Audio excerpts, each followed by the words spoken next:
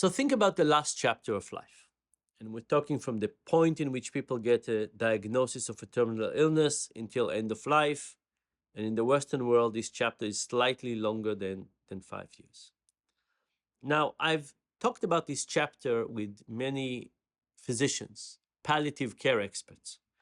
What are palliative care experts? Palliative care is about taking care of people's quality of life rather than duration of life. And usually we associate palliative care with hospice or the last few days of life. But the reality is that most of our life is palliative care. We go out with friends, we get a glass of beer, we will go for a walk, we read a book, we watch a movie. Most of life is about quality of life. That's what we're occupied with most of the time. But what happens is that we worry about quality of life, worry about quality of life, worry about quality of life. At some point, we get the bad news about a terminal illness diagnosis.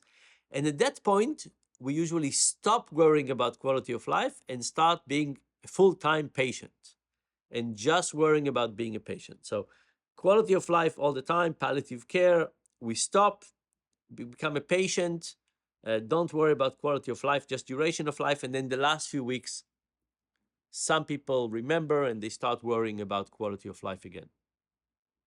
But the reality is the quality of life should be a lifelong thing. We should never stop it. People should never accept that their main role in life is to be a patient.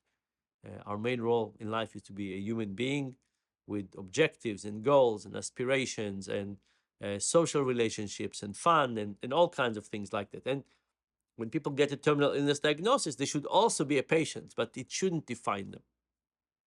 Anyway, I go to these palliative care experts and I say, imagine that you were not helping people in the last few weeks of their life. You were there from the moment that they got a terminal illness diagnosis until the end of life. They were deposited in your care. They were doing whatever else they were doing, and you were there in addition to whatever they were doing.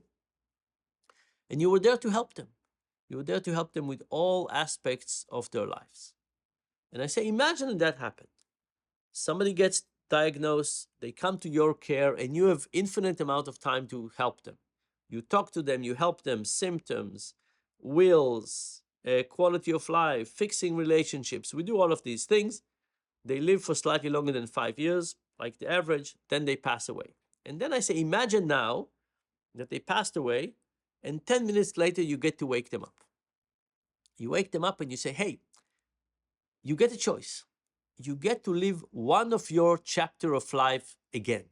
Which chapter do you want to live again?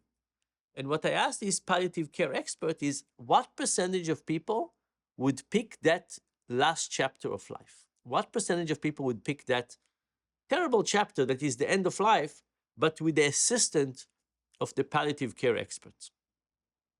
And what do you think is the answer? What percentage would pick that chapter?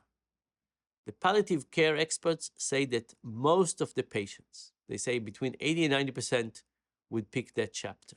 Why? Because it turns out that the point in which people get a terminal illness diagnosis has a potential, not usually, but it has a potential to become a positive pivotal point in people's lives. People can basically examine their life and say, here are all the things I don't like. Here are all the things I want to change. Here's the things I need to fix. By the way, a lot of them are social. A loved brother that we stopped talking to, a kid that we got disconnected from, and so on. So the point is that this last chapter of life has the potential. It's not easy, it's not simple, it's probably not cheap, but it has the potential to be good. First of all, from being bad, it has good, and it also has the potential to be the best chapter of our lives. And this is, I find, incredibly inspiring. Yes, the real end of life and death is sad, but if this last chapter can be so good, that I think is very promising.